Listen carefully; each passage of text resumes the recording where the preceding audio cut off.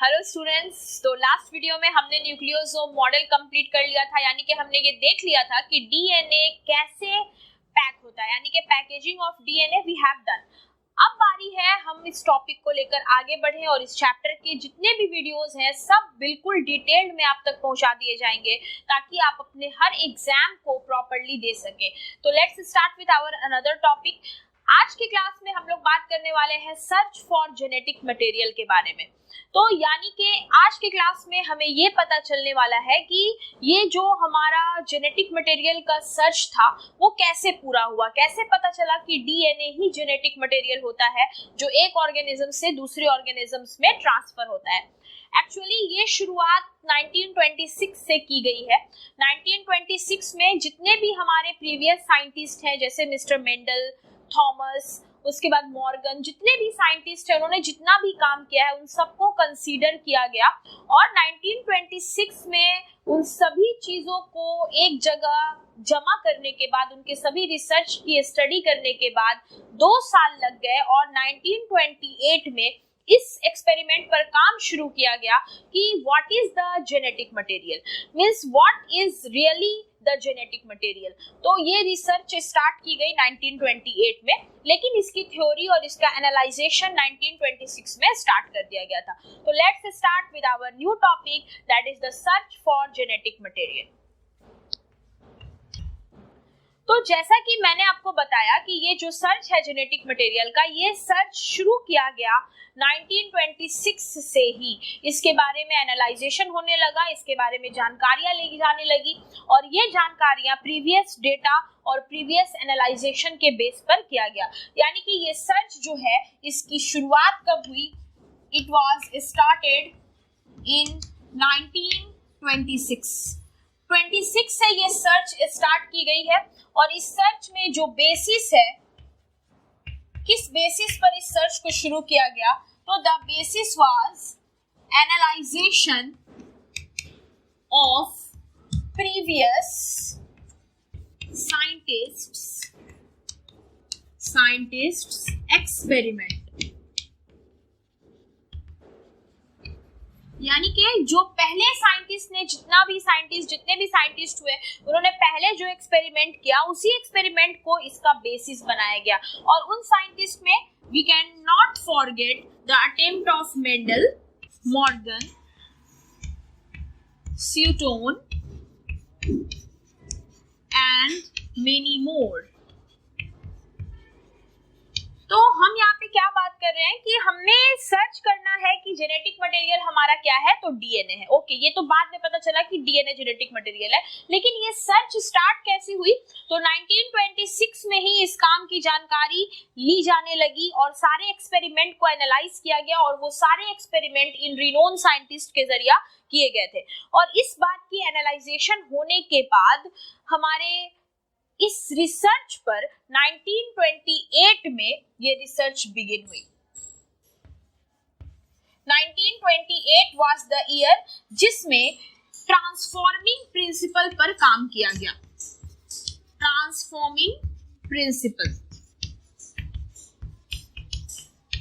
Okay. तो यहाँ पर मैंने आपको दिया कि 1928 में ट्रांसफॉर्मिंग प्रिंसिपल पर काम किया गया। What is the meaning of transforming principle? What is being transformed, यानी कि एक ऑर्गेनिज्म से दूसरे ऑर्गेनिज्म में क्या चीज ट्रांसफर होती है, व्हाट इज दैट थिंग, उसी बेसिस पे काम शुरू हो गया। 1928 में ट्रांसफॉर्मिंग प्रिंसिपल पे काम किया गया और इस काम में सबसे बड़ा रोल और सबसे बड़ा सपोर्ट जो था that was given by Griffith.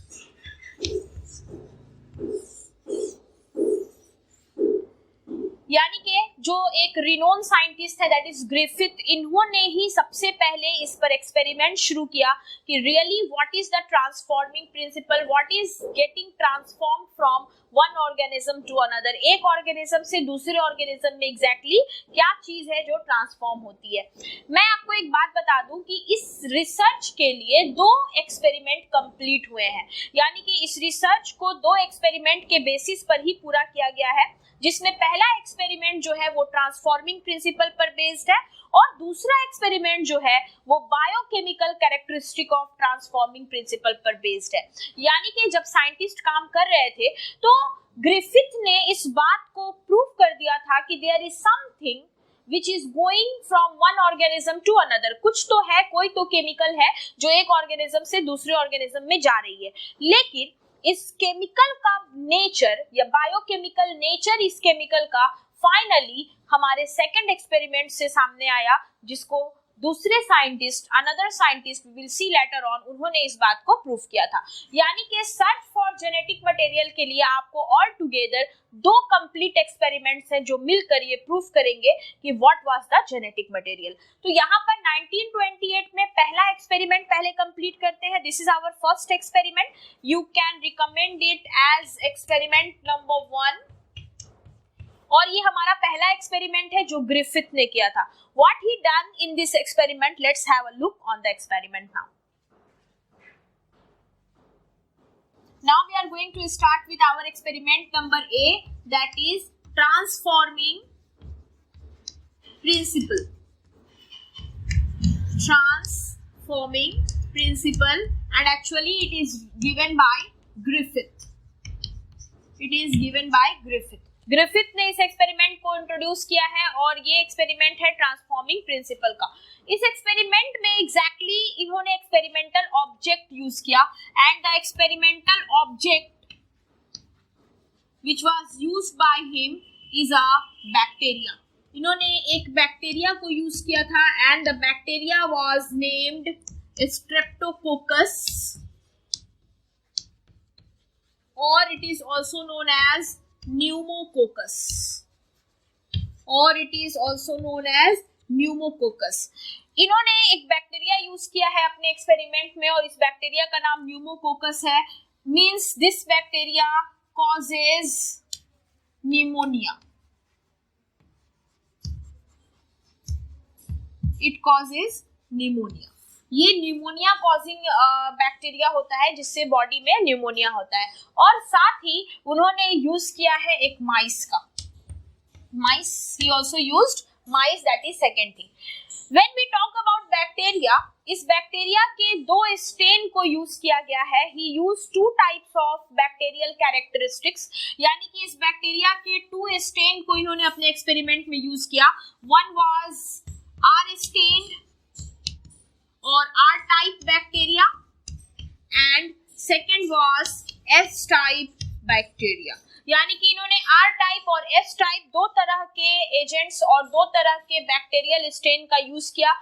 तो जब हम बात करते हैं R type की, why it is considered R type? इन्होंने R type मतलब हमें बताया, it is a rough type of bacteria, rough type of bacteria, number 1, and there is no capsule present. Second is no capsule present, and number 3rd, it is non-virulent और non-pathogenic। तो यहाँ पर आपको मैं बता दूं कि R टाइप बैक्टीरिया की क्या खासियत थी कि ये रफ टाइप होते थे। क्यों होते थे रफ? क्योंकि इनमें कैप्सूल जो है वो प्रेजेंट नहीं होता था। No capsule present. What is capsule? We will see in a minute. And number 3 is non virulent. They are not causing any kind of pneumonia. ये किसी भी तरह से हानिकारक नहीं थे, इनसे किसी भी तरह का कोई भी हानि या कोई भी बीमारी नहीं होती थी। जब हम बात करते हैं एस टाइप की, तो he considered S type as smooth type, and smooth type is having capsule present। Smooth type जो बैक्टीरिया था उसके अंदर कैप्सूल प्रेजेंट होती थी, and of course this capsule is the reason why it is becoming smooth. What this capsule is made up of? One of the most important question for your competitive examination. This capsule is made up of mucus or polysaccharide coat. It is also known as polysaccharide coat. It is known as polysaccharide coat. यानी कि ये जो S type bacteria होते हैं ये smooth होते हैं क्योंकि इनमें कैप्सूल प्रेजेंट होती है, और इनकी जो कैप्सूल होती है वो बनी होती है पॉलीसैकेराइड की। और साथ ही जो सबसे इंपॉर्टेंट पॉइंट है इस टाइप बैक्टीरिया के लिए, these are virulent. Virulent meaning these are pathogen and these will cause pneumonia in the mice when the mice will be infected. So let me make you understand about this. क्या उन्होंने किया है, उन्होंने bacteria और माइस इन दोनों के बीच में infection create किया, यानी कि उन्होंने बैक्टीरिया के थ्रू माइस को किया इन्फेक्ट, ठीक है। लेकिन ये बैक्टीरिया का स्टेन दो तरह का यूज किया गया है, एक है आर स्टेन और दूसरा है एस टाइप स्टेन। दोनों में फर्क ये है कि आर टाइप जो होते हैं वो पैथोजेनिक नहीं है। अगर आर टाइप बैक्टीरियल स्टेन से माइस को इन्फेक्ट किया जाएगा तो वो पैथोजेन क्रिएट नहीं करेगा, यानी कि वो किसी भी तरह का डिसऑर्डर या बीमारी क्रिएट नहीं करेगा। लेकिन जब एस टाइप से उस माइस को इन्फेक्ट किया जाएगा तो of course the mice will suffer from pneumonia, क्योंकि ये पैथोजेनिक होता है, ठीक है। तो उन्होंने दो स्टेन यूज किया। तो अब बारी है कि हम हमारा एक्सपेरिमेंट पार्ट पूरा करें और देखते हैं कि उन्होंने अपने एक्सपेरिमेंट में क्या क्या चीजें की हैं और किस तरह से उन्होंने ट्रांसफॉर्मिंग प्रिंसिपल को साबित किया है। तो let's have a look on the experiment now. Okay, now we are going for the experiment what Griffith has done. तो एक्सपेरिमेंट की बात करूं मैं तो सबसे पहले हम एक्सपेरिमेंट नंबर 1 की बात करते हैं। 1 की बात में हम क्या देखते हैं कि जब एस टाइप स्टेन या एस टाइप बैक्टीरिया को इंजेक्ट किया गया into mice body, then mice was dead. Mice जो है वो डेड कर जाता है। जब हमने एस टाइप को इंजेक्ट किया the mice dead, of course why not, because यहाँ पे जो एस टाइप है दैट इज विरुलेंट, यानी कि it causes pneumonia in the mice. इसने माइस के अंदर निमोनिया कॉज कर दिया और माइस क्या हो गया, डेड कर गया। ठीक, हम आते हैं नंबर 2 सेकेंड एक्सपेरिमेंट पर। जब आर टाइप को इंजेक्ट किया गया माइस के अंदर तो माइस वाज लाइव। माइस जो है उसकी डेथ नहीं होती है और वो बच जाता है। क्यों? क्योंकि आर टाइप जो है इट इज नॉन विरुलेंट, इससे तो कोई बीमारी होनी नहीं है। तो ये दोनों एक्सपेरिमेंट काफी सिंपल है। लेकिन जब उन्होंने तीसरा एक्सपेरिमेंट किया and he used to inject the S type bacteria, but the S type bacteria was heat killed. लेकिन एस टाइप को उन्होंने हीट करके उसको किल कर दिया और जब किल्ड किए हुए एस टाइप को उन्होंने माइस में इंट्रोड्यूस किया, when that was injected into mice, the mice was live, यानी कि माइस जो है वो बचा रह गया, उसको कोई प्रॉब्लम नहीं हुआ। हालांकि ये एस टाइप जो है दैट इज विरुलेंट, लेकिन यहाँ जो एस टाइप यूज किया गया था that is heat kill. That is why जब एस टाइप बैक्टीरिया को हीट किल्ड कर दिया गया, उसके बाद इंफेक्शन जब किया गया तब माइस को कोई प्रॉब्लम नहीं होती है। लेकिन in experiment number 4 he used to combine, उन्होंने कंबाइन कर दिया। He used to take S type but it was heat killed and along with this he introduced R type, यानी कि इन्होंने एक कॉम्बिनेशन तैयार किया जिसमें इन्होंने एस टाइप बैक्टीरिया लिया जो कि हीट किल्ड था, लेकिन उसी के साथ उन्होंने आर टाइप बैक्टीरिया को कंबाइन कर दिया और इस दोनों के कॉम्बिनेशन को उन्होंने जब माइस में इंट्रोड्यूस किया, then the mice dead. Why? What is the reason?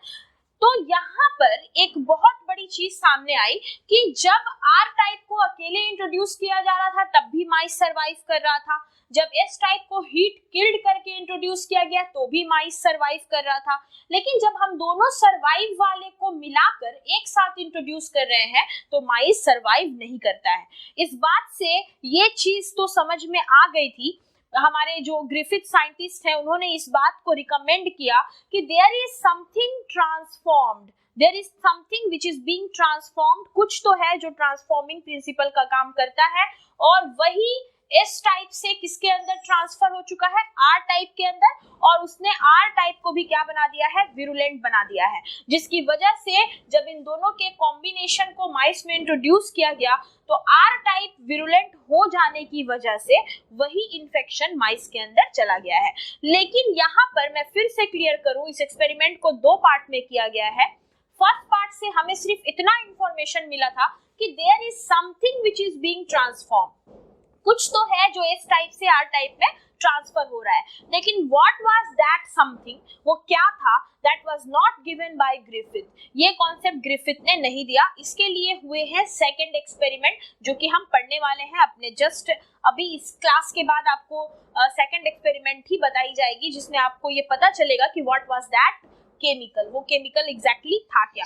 तो यहाँ पर जो हम देख रहे हैं आर टाइप तक, इसके बाद हम अपना एक रिजल्ट डालेंगे कि what was the result of Griffiths experiment. Okay, now let's have a look on the experiment result of Griffith first.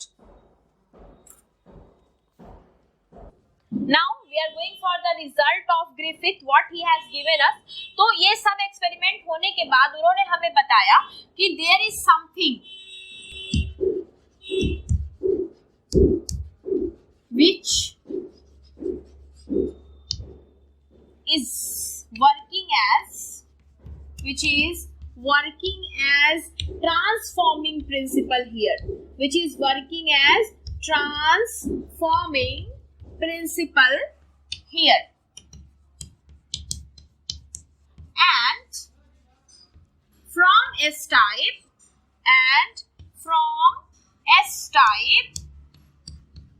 it is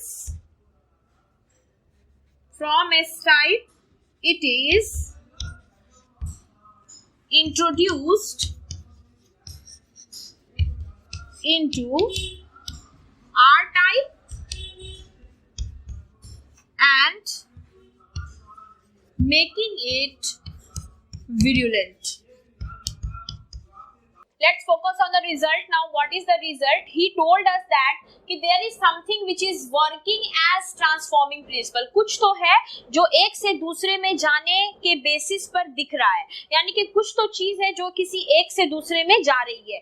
Here and from S type it is introduced into R type, और वही चीज है जो S type से निकलकर R type में जा चुकी है और R टाइप को भी उसने क्या बना दिया है, विरुलेंट बना दिया है. ये इतना उन्होंने गेस कर दिया था कि yes there is something being transformed, लेकिन उस केमिकल का नेचर क्या है, what is that biochemical that was not given in his experiment. इनके एक्सपेरिमेंट से ये नहीं पता चल पाया था कि एग्जैक्टली वो बायोकेमिकल क्या चीज है.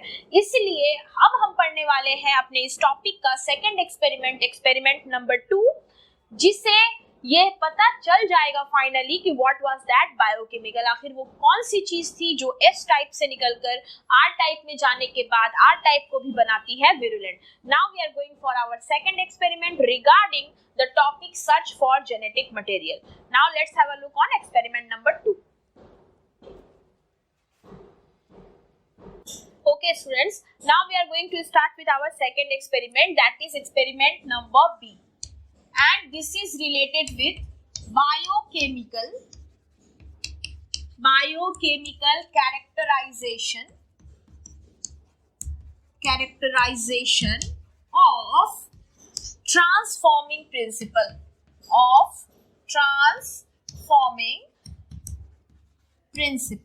यानी कि जो ट्रांसफॉर्मिंग प्रिंसिपल हमें मिला था, अब उस ट्रांसफॉर्मिंग प्रिंसिपल का बायोकेमिकल नेचर क्या है, उसका बायोकेमिकल कैरेक्टराइजेशन क्या है, हमें ये पता करना था कि आखिर वो कौन सी चीज है जो एस टाइप से आर टाइप में इंट्रोड्यूस हो रही है. हमारे साइंटिस्ट ने ये गेस किया था कि दैट कैन बी प्रोटीन, वो प्रोटीन ही हो सकता है जो एस टाइप से आर टाइप के अंदर इंट्रोड्यूस हो रहा है.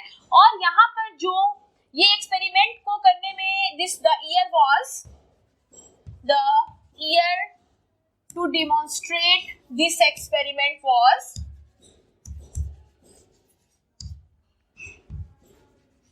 this experiment was 1933 to 1944, यानी कि 33 से 44 10 इयर्स की जर्नी, 10 इयर्स लग गए थे ये पता लगाने में और इस एक्सपेरिमेंट को कंप्लीटली ओवरऑल कंप्लीट करने में, जिससे फाइनली हमारा रिसर्च पूरा हुआ कि जेनेटिक मटेरियल एग्जैक्टली क्या होता है. लेकिन इस एक्सपेरिमेंट को करने से पहले जिस साइंटिस्ट ने इस एक्सपेरिमेंट को स्टार्ट किया, उनके माइंड में इस तरह का एक आइडिया था कि ये केमिकल प्रोटीन ही है जो एक से दूसरे ऑर्गेनिज्म में जाता है. तो इसमें कौन कौन से साइंटिस्ट इन्वॉल्व थे, let's have the name of scientist first. जो साइंटिस्ट इसमें इन्वॉल्व है, they were Avery, MacLeod and MC Carty, that is McCarty. तो there are 3 scientists involve, that is Avery, MacLeod and McCarty, और इन तीनों ने मिल करके हमें इस एक्सपेरिमेंट का प्रूफ दिया कि yes, what was that nature of biochemical transforming material, यानी कि इस बायोकेमिकल कौन सा केमिकल है जो एग्जैक्टली ट्रांसफॉर्म होता है। तो ये एक्सपेरिमेंट 10 साल के एवरेज ड्यूरेशन को कंसीडर कर रहा है और इसमें ये 3 साइंटिस्ट इन्वॉल्व है। एग्जैक्टली इन्होंने अपने एक्सपेरिमेंट में किया क्या, now we will go with the experiment कि what they exactly done to recognise the biochemical nature of that transforming material. Now we are having the experiment. तो यहाँ पर ये साबित करना है कि एग्जैक्टली एस टाइप से आर टाइप में क्या इंट्रोड्यूस होता है। तो इन्होंने एस टाइप बैक्टीरिया के बॉडी से 3 केमिकल को प्यूरिफाई किया। उन्होंने 3 केमिकल प्यूरिफाई किया। One was protein, another was DNA and third one was RNA. यानी कि ये 3 तरह का अलग अलग केमिकल उन्होंने एक्सट्रैक्ट किया, उन्होंने निकाला, ताकि ये देखना चाहते थे कि एग्जैक्टली कौन है वो केमिकल जिसका कैप्सूल आर टाइप बैक्टीरिया के ऊपर बन जाता है। यानी कि एस टाइप बैक्टीरिया की सबसे इंपॉर्टेंट बात ये है कि उसमें कैप्सूल प्रेजेंट था जो पॉलीसैकेराइड्स का बना होता था, और कैप्सूल के अंदर वो बैक्टीरिया है और वो कैप्सूल उसको विरुलेंट बनाता है, यानी कि हानिकारक बनाता है। तो यानी कि जब आर टाइप हानिकारक बना तो इस टाइप से कोई ना कोई चीज तो होगी जो एक रिंग बनाएगी हमारे आर टाइप के ऊपर, यानी कि हमारे आर टाइप को उसने कैप्सुलेटेड किया है, तो ही जाके आर टाइप विरुलेंट हुआ है। Okay, now we are going for the experiment. उन्होंने क्या किया, they have taken 3 tubes, test tubes. उन्होंने इस टेस्ट को किया और देखिए क्या हुआ इसमें। सबसे पहले इन सभी टेस्ट ट्यूब में आर टाइप बैक्टीरिया को इंट्रोड्यूस किया गया। R type bacteria was there, और यहाँ पर 3 केमिकल्स के बारे में बताया गया है कि 3 केमिकल्स का उन्हें ऐसा गेस था कि ये 3 केमिकल हो सकते हैं, जिसमें सबसे ज्यादा पॉसिबिलिटी प्रोटीन की बताई गई है कि प्रोटीन ही होगा जो ट्रांसफॉर्म होता है। ये हमारे साइंटिस्ट का एनालाइजेशन था, लेकिन एक्सपेरिमेंट के बाद उन्हें क्या पता चलता है, इन्होंने इस टेस्ट ट्यूब में प्रोटीन को इंट्रोड्यूस किया। Here they have used DNA and here they used RNA. इन्होंने 3 अलग अलग केमिकल को एक एक करके इंट्रोड्यूस किया। कुछ टाइम के बाद वो देखते हैं कि इस वाले test tube number 1 and it is 2 and it is 3। After some time what they got, they see that there is no capsule formation, यानी कि कैप्सूल जो था वो इसमें एब्सेंट था, and also in this case capsule was absent, and finally he found that in this test tube number 2, capsule was present, यानी कि S type bacteria की जो सबसे बड़ी कैरेक्टरिस्टिक है दैट इज कैप्सूल फॉर्मेशन, जो पॉलीसैकेराइड का बना होता है कैप्सूल, वो कब मिला, जब डीएनए को इस आर टाइप के साथ इंट्रोड्यूस किया गया and the DNA is developed with the capsule. यानी कि ये जो आर टाइप बैक्टीरिया है, इस बैक्टीरिया में कैप्सूल फॉर्म होता हुआ दिखाई दिया जो कि डीएनए का था। तो यहाँ पर एक ऑब्जर्वेशन तो क्लियर हो गई थी कि DNA forms the capsule around R type bacteria, यानी कि आर टाइप बैक्टीरिया के चारों तरफ जो कैप्सूल फॉर्म कर रहा है दैट इज डीएनए।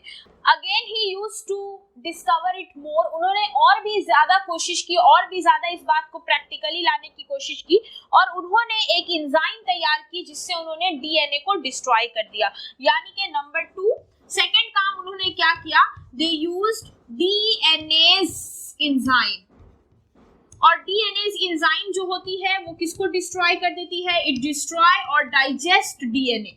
यानी कि ये जो एंजाइम है, ये एंजाइम डीएनए को डाइजेस्ट कर जाती है। यानी कि जैसे उन्होंने डीएनए को इसमें इंट्रोड्यूस किया, इस एंजाइम ने डीएनए को डाइजेस्ट कर लिया, और जब वो डीएनए को डाइजेस्ट कर लेता है तब यहाँ पर कोई भी कैप्सूल प्रेजेंट नहीं था। यानी कि इससे उन्हें समझ में आ गया कि डीएनए ही है जो जेनेटिक मटेरियल है, और जिसके वजह से यहाँ पर जो एस टाइप का कोट है, जो इस टाइप का पॉलीसैकेराइड कोट है, वो आरएनए को वायरलेंट बना रहा है, यानी कि वो आरएनए को इन्फेक्टेड बना रहा है। तो this was the experiment. Again let me remind you, सबसे पहले इन 3 केमिकल को इंट्रोड्यूस किया गया। तो सबसे पहले ये 3 केमिकल इंट्रोड्यूस किया गया। इस 3 केमिकल में से डीएनए ही था जिसका कैप्सूल हमारे आर टाइप बैक्टीरिया के चारों ओर बन गया। फिर जब साइंटिस्ट ने इस डीएनए को डाइजेस्ट किया, डीएनए को डिस्ट्रॉय किया by the help of DNase enzyme, then the capsule was absent. तब क्या हुआ? कैप्सूल एब्सेंट हो गया। इस बात से ये बात 100% श्योर हो गई कि yes, DNA is the genetic material. Hence we can write the conclusion of the experiment that DNA is the genetic material। यानी कि जेनेटिक मटेरियल जो है वो कौन है? डीएनए। डीएनए ही जेनेटिक मटेरियल है। It was finally done by the help of this experiment। तो हमें इससे ये बात समझ में आ गई। And from these 2 experiment, that is experiment number A, that is transforming principle given by Griffith, and by another that is biochemical characterization of transforming principle given by Avery, MacLeod and McCarthy। ये 3 लोग और एक Griffith, 4 लोगों ने मिलकर इस बात को 100% प्रूफ कर दिया कि डीएनए ही होता है जो जेनेटिक मटेरियल होता है। और हमारी जो सर्च थी वो फाइनली अपने रिजल्ट को मिली, और रिजल्ट फाइनली हमारा क्या बना कि yes, DNA is the genetic material. तो अब थोड़ी बात करते हैं एग्जाम्स पॉइंट ऑफ व्यू की। एग्जाम में ये क्वेश्चन आपको डायरेक्ट ग्रिफिथ्स एक्सपेरिमेंट को डिस्कवर कीजिए या डिस्कस ग्रिफिथ्स एक्सपेरिमेंट बोलकर भी आ सकता है। तो वहां पर आपको मार्क्स देखने हैं। ग्रिफिथ एक्सपेरिमेंट आपसे मांगा जाएगा तो आप एक्सपेरिमेंट नंबर 1 करके भी छोड़ सकते हैं। लेकिन अगर आपसे ये पूछा जाए कि proof that DNA is the genetic material by the help of Griffiths experiment, तो वहां पर आपको दोनों ही एक्सपेरिमेंट को कंप्लीटली लिखनी है और वहां पर ये फाइनल प्रूफ करके देना है कि डीएनए ही जेनेटिक मटेरियल है। इसके लिए आपको दोनों ही एक्सपेरिमेंट्स करने होंगे। एग्जाम में सीधा क्वेश्चन, स्ट्रेट क्वेश्चन आपसे पूछा जाता है, discuss DNA is the genetic material. आप इस बात पे डिस्कशन कीजिए कि डीएनए जेनेटिक मटेरियल है। तो वहां पे हम अपने डिस्कशन को एक्सपेरिमेंट्स के तरह तैयार करते हैं। रहा सवाल कॉम्पिटिटिव एग्जाम्स का, तो इसके अंदर से जितने ईयर हैं, जो साइंटिस्ट हैं, एस टाइप और आर टाइप के बीच का जो डिफरेंसेस है, one question comes from there. मैं आपको बता दूं कि मॉलिक्यूलर बेसिस एक ऐसा चैप्टर है जिससे हर साल इससे 6 से 8 क्वेश्चन आपसे पूछा जाता है और इसकी 24 मार्क्स की, अदरवाइज 30 मार्क्स की वेटेज होती है इस क्वेश्चन की। तो इसलिए इस चैप्टर को जितना बेहतर तरीका से आप पढ़ेंगे, आपका बोर्ड और साथ साथ आपका कॉम्पिटिटिव एग्जाम दोनों ही काफी प्रॉपर्ली निकलता है। ओके, तो उम्मीद है कि आप इस वीडियो को शेयर भी करेंगे और अच्छा से पढ़ेंगे। कोई भी क्वेश्चन हो जो आपको पूछना हो, डाउट्स हो, तो आप मुझे कमेंट कर सकते हैं। एंड नोट्स के लिए मेरा यही मानना है कि आप नोट्स साथ साथ लिखें। आप नोट्स की पीडीएफ डाउनलोड करके पढ़ते हो तो वो एक अलग सेक्शन है, लेकिन अगर आप साथ साथ वर्क करते हैं, समझकर कॉपी में नोट्स साथ साथ लिखते जाते हैं, तो इससे आपको बहुत बड़ी बेनिफिट होनी है, क्योंकि वहां पे आपने अपना नोट सेल्फ बनाया और self practice is the best practice for a student. Thank you very much. See you soon in our next video.